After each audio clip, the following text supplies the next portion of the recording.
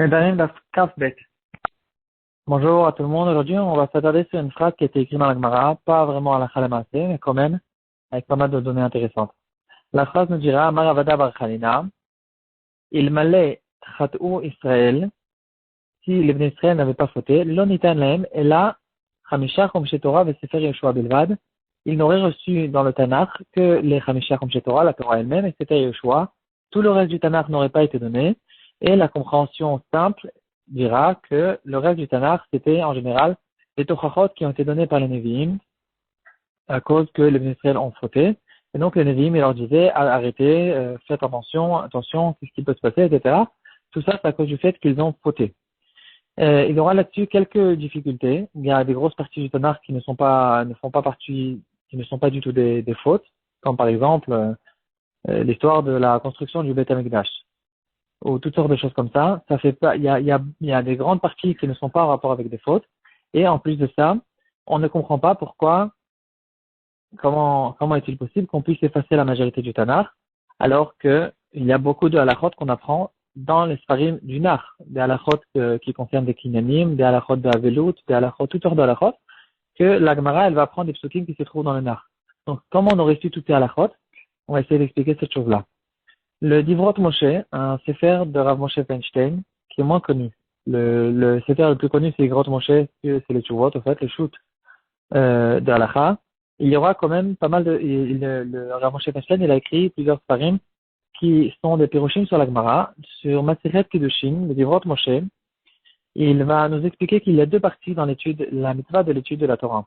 La Mishnah là-bas va nous dire qu'un homme a l'obligation d'apprendre son fils plusieurs choses, de lui apprendre à travailler, d'avoir un métier, et de lui apprendre la Torah, de lui faire Pidyon Haben, de lui faire plusieurs choses, et de lui apprendre la Torah. En tout cas, il va nous dire que dans cette chose-là, il y a deux parties. Il y a la partie du père qui va apprendre à son fils la Torah.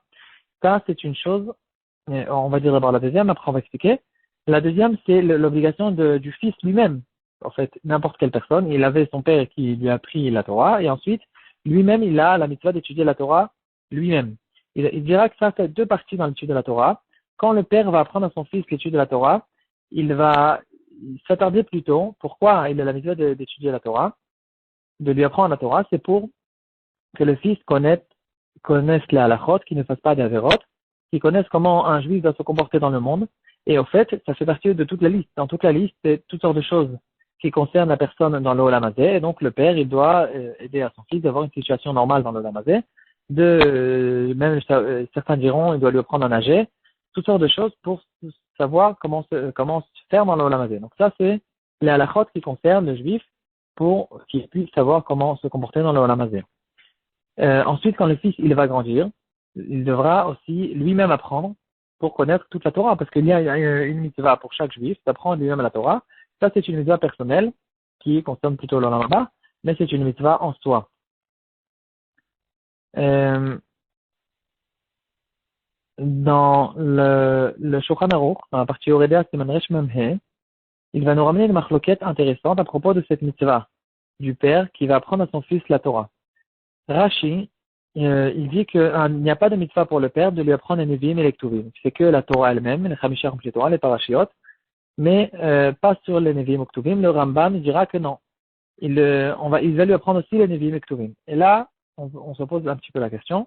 On comprend pour Rashi qu'il n'y a pas besoin d'apprendre les Nevi'im et Ktuvim parce que les Nevi'im et Ktuvim, normalement, si on apprend notre Gemara comme elle a été écrite à la lettre, que normalement, en fait, ils sont entre guillemets en trop, c'était pas une obligation dans le monde qu'il y ait les Nevi'im Uktuvim, c'est qu'à cause du fait que nous avons fauté, que ces Sfarim sont arrivés.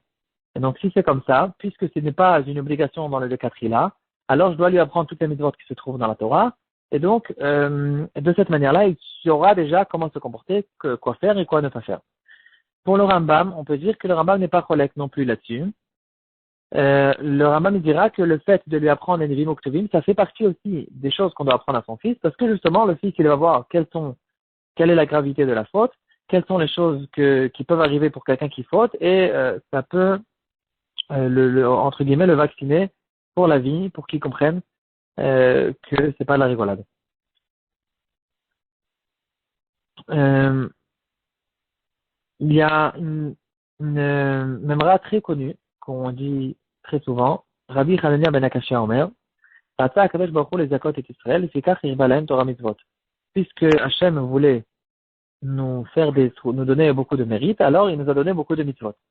Et là, la question qui se pose, on dirait que si on comprend notre Gemara à la lettre, on dirait qu'au contraire, le fait qu'il y a beaucoup de mitzvot, que le Tanakh il est plus long, alors c'était quelque chose qu'on n'était pas censé avoir. C'est à cause du fait qu'on a fait la Verot, que à cause de ça, maintenant on a une Torah qui est entre guillemets plus longue. Le Gilyoné Hachas, c'est un Mefaresh qui se trouve à la fin de la Gemara. C'est Rav Yosef Engil, un des Achronim. Dans la Gemara du Shas-Vilna, ils ont pris les écritures qu'il a écrites sur le côté de la Gemara et ils l'ont imprimé à la fin de la Gemara. Il a écrit là-bas Ayen Shuvut Yaakov, Siman Kuf Pebet. Regarde dans le Shuvut Shuvut Yaakov. Et là-bas, qu'est-ce qu'il a écrit? Donc, dans le Shuvut Shuvut Yaakov, il va nous expliquer quelque chose de base qui concerne la compréhension en fait sur le Tanakh et la Torah. Il va nous dire que normalement toutes les mitzvot ont déjà été résumées. Tout se trouve dans la Torah elle-même. Il n'y a aucune chose au fait qui ne se trouve pas dans la Torah. Et même tout ce qu'on apprend des Nevi'im, c'est déjà, il y a déjà dessus, dans la Torah, c'est déjà compris. La Gemara d'ailleurs, elle va raconter que Rabbi Akiva, il faisait toutes sortes de drashot sur chaque mot, sur chaque lettre, sur chaque quart de lettre. Il faisait énormément de drashot. Et donc, il va nous expliquer que, à cause qu'on a fauté, notre compréhension, elle est descendue. Notre cœur, il est devenu moins spirituel. Et donc, on a descendu il y a une myriade d'Atadorot, et on a descendu de la grandeur des générations précédentes, qui pouvaient, eux, tout sortir de la Torah.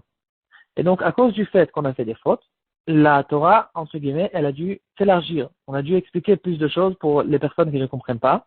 Et c'est à cause de ça qu'au courant de toutes les générations, on a besoin de plus en plus d'expliquer la Torah, d'élargir la Torah. C'est à cause du fait que, puisqu'on fait des fautes, et donc les générations, elles descendent, alors notre compréhension, elle est moins forte, et on n'arrive pas à faire sortir des remazim de la Torah elle-même, la halakha et les mitzvot, etc. Et on a besoin encore d'explications, et encore de beaucoup de spécotes, et c'est ça, en fait, l'explication de tout ça. Donc, normalement, si on serait resté avec un grand degré de spiritualité, ça nous aurait suffi la Torah.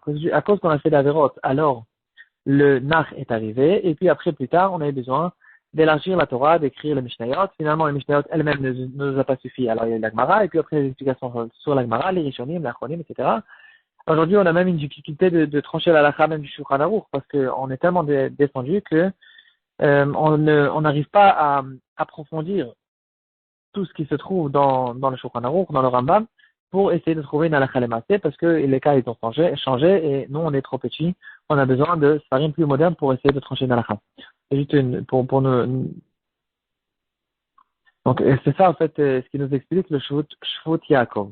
Et c'est la raison pour laquelle c'est écrit dans le Yerushalmi dans la Masechet Megillah, les Atid Lavo quand le Mashiach va arriver, alors tous les Nevi'im vont être annulés. On va revenir à un degré de spiritualité que la Torah nous suffira et on n'a pas besoin d'avoir des explications qui sont plus vastes que la Torah. C'est la raison pour laquelle on pourrait expliquer avec ça Adam Arishon, lui, en fait, toutes les mitzvot qu'on a, pourquoi on a tellement de mitzvot, c'est à cause du fait que on est loin, notre cœur il est loin de Hachem. Donc chaque mitzvah en fait, le but de la mitzvah c'est de nous rapprocher à Hachem. Mais à cause du fait qu'on n'arrive pas avec une seule mitzvah de compléter tout ce qu'on a besoin de faire dans l'Olam Hazeh, alors on a besoin de beaucoup de mitzvot, beaucoup de fils qui vont nous relier avec Hachem. Et plus on a de mitzvot, plus on arrive à être relié avec Hachem parce qu'on n'arrive pas à faire ce travail avec une seule mitzvah. Adam Arishon par exemple, ou Avraham Avinu, qui étaient des géants, ils arrivaient avec une seule mitzvah à attraper tout ce qu'ils avaient besoin de faire et vraiment être proche de Hachem. C'est ça qu'on explique. Avec ça, on va finir. On va expliquer la bracha d'Atachonen dans la Hamida. On dit Atachonen et Adam Da'at. Da'at, c'est le degré le plus élevé de la compréhension. Et donc, on dit, toi, tu as donné une possibilité à l'homme, à l'être humain, d'avoir une Da'at, qui est une compréhension très très élevée. On melamed l'enosh bina, et les êtres humains, quand ils descendent de leur degré, ils ont au moins ce qu'on appelle Bina, c'est encore un degré qui est inférieur à Da'at, mais nous, on n'a ni Da'at ni Bina, c'est pour ça qu'on continue et on dit, Chonenu meitecha, donne-nous s'il te plaît, Chochma, Bina, Vadat, on demande à Hachem, même la Chochma qui est le degré le plus inférieur de la compréhension, c'est voir ce qu'on a en face de nous, on n'en a pas, et on demande à Hachem, et la Chochma, la Bina, la Daat, ou bien Dea, Bina, Vaskel, c'est le parallèle, et donc on a besoin de tout demander à Hachem à cause du fait qu'on on a tellement dégringolé, tellement descendu, qu'on essaie de comprendre ce qui se passe, quelle est la profondeur des choses, quelle est la profondeur de la Torah, et donc on demande à Hachem qu'il nous explique tout ça.